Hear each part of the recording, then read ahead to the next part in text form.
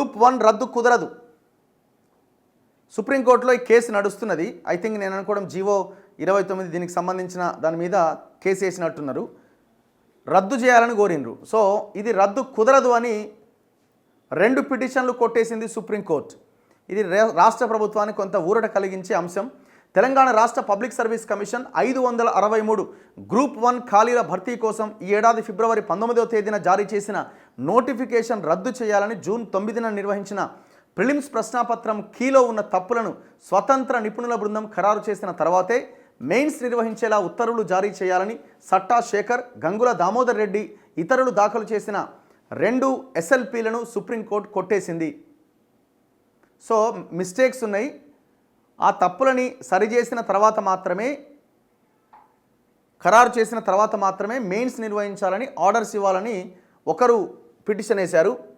ఈ మేరకు justice Pamidi ఘంటం Shri Narasimha, justice Manoj మిశ్రాలతో కూడిన ధర్మాసనం శుక్రవారం వీటిపైన విచారణ చేసింది. తెలంగాణ హైకోర్టు అక్టోబర్ 18న ఇచ్చిన తీర్పుతో ఏకీభవించింది.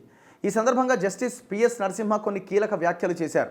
ఈ కేసులో తొలుత పిటిషన్ల తరపున సీనియర్ న్యాయవాది గురుకృష్ణ కుమార్ వాదన వినిపిస్తూ టీజీఎస్పీఎస్సీ జూన్ 9వ తేదీన నిర్వహించిన ప్రిలిమ్స్ పరీక్షలోని 41వ ప్రశ్నకి ఇచ్చిన ఆప్షన్లలో తప్పులు ఉన్నట్లు ధర్మాసనం దృష్టికి తెచ్చారు. ఆ ప్రశ్నలో కింద పేర్కొన్న చట్టాలు, రూల్స్ని వాటిని పాస్ చేసిన సంవత్సరంతో జత చేయండి అని చెబుతూ అందులో అటవీ సంరక్షణ చట్టం, జాతీయ హరిత ట్రిబ్యునల్ చట్టం, వన్యప్రాణుల సంరక్షణ చట్టం, hazardous waste management handling and transboundary movement first amendment rules గురించి ఇచ్చారని పేర్కొన్నారు. అందులో జస్టిస్ పిఎస్ నరసింహ జోక్యం చేసుకుంటూ ఈ పరీక్షలో నేనైతే ఖచ్చితంగా ఫెయిల్ అవుతా అని నవ్వుతూ వ్యాఖ్యానించారు. ఈ ప్రశ్నల ద్వారా మనుషుల యొక్క జ్ఞాపక శక్తిని పరీక్షించాలనుకుంటున్నారా అని ప్రశ్నించారు. వీటిని మొదట మీపైనే పరీక్షిస్తాను అని పేర్కొంటూ గ్రీన్ ట్రిబ్యునల్ యాక్ట్ ఏ సంవత్సరంలో పాస్ చేశారో చెప్పండి అని టీజీపీఎస్సీ తరపున హాజరైన సీనియర్ న్యాయవాది నిరంజన్ రెడ్డిని అడిగారు. ఆయన స్పందిస్తూ తాను మొత్తం 13 ప్రశ్నలు చూశాను, అందులో ఒక్కదానికి మాత్రమే సమాధానం తెలుసని నవ్వుతూ బదులిచ్చారు. అంటే క్వశ్చన్ చేసిందనమాట కోర్టు. జడ్జి అడ్వకేట్ని అడిగిండు, ప్రభుత్వం తరపున అడ్వకేట్ని, నువ్వు చెప్పు ఈ ఏం క్వశ్చన్స్ ఇవి అని. వన్యప్రాణి సంరక్షణ చట్టం ఎప్పుడు పాస్ అయిందని జస్టిస్ నరసింహ మరో ప్రశ్న అడిగిండట. పిటిషనర్ తరపు న్యాయవాది 1972 అని చెప్పిండట. అయితే హజార్డస్ వేస్ట్ అమెండ్మెంట్ రూల్స్ ఏ సంవత్సరంలో వచ్చాయని ప్రశ్నిస్తూ ఇచ్చిన ఆప్షన్లలో సరైన సమాధానం లేదన్నారు.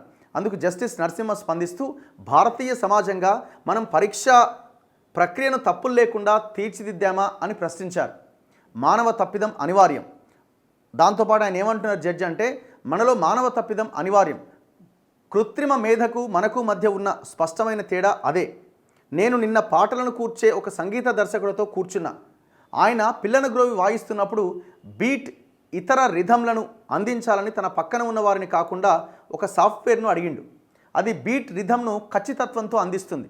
దాంతో సంగీత దర్శకుడు అందులో హ్యూమనైజేషన్ను యాడ్ చేయాలని సూచించారు. అప్పుడు కృత్రిమ మేధ సాఫ్ట్వేర్ మనుషులు చేసినట్లుగానే ఒక చోట బీట్ తప్పుపోయినట్లు, మరో చోట్ల ఎవరో దగ్గినట్లు చూపించే ప్రయత్నం చేసింది. దాన్ని చూసి మన దుర్బలతలు, మనం చేసిన పొరపాట్లను బట్టి మనిషి జీవితాలను నిర్వచిస్తున్నారు తప్పితే మనలో ఉన్న పరిపూర్ణతను బట్టి కాదని నాకు అంతిమంగా అనిపించింది. ఇదివరకు రాజస్థాన్ జ్యుడిషియల్ ఆఫీసర్స్ పరీక్ష 11-12 సార్లు వాయిదా పడ్డది. అప్పట్లో దానికోసం జారీ చేసిన ప్రతి నోటిఫికేషన్ను సవాల్ చేయడమే అందుకు కారణం. వ్యక్తిగత అంశాల కంటే ఉద్యోగ కల్పనకు సంబంధించిన అంశాలకే రక్షణ కల్పించాల్సి ఉంటుందని అభిప్రాయపడుతూ గ్రూప్ 1 పరీక్షలను సవాల్ చేస్తూ దాఖలైన 2 పిటిషన్లను డిస్మిస్ చేస్తున్నట్టు ప్రకటించారు. అంటే ఆయన ఏమి అంటే జడ్జి కోర్టు ఏ భావనతో, ఏ ఆలోచనతో ఉంది అంటే, ఇప్పుడు 563 పోస్టులు వచ్చినాయి, ఉద్యోగాల కల్పన చాలా ఇంపార్టెంటు, ఇవన్నీ చిన్నవి జరుగుతూనే ఉంటాయి, మానవ తప్పిదం అనివార్యం అన్న లైన్లో ఆయన మాట్లాడినట్టు కనబడుతూ ఉన్నది. ఆ 2 పిటిషన్స్ని కొట్టేసిరట.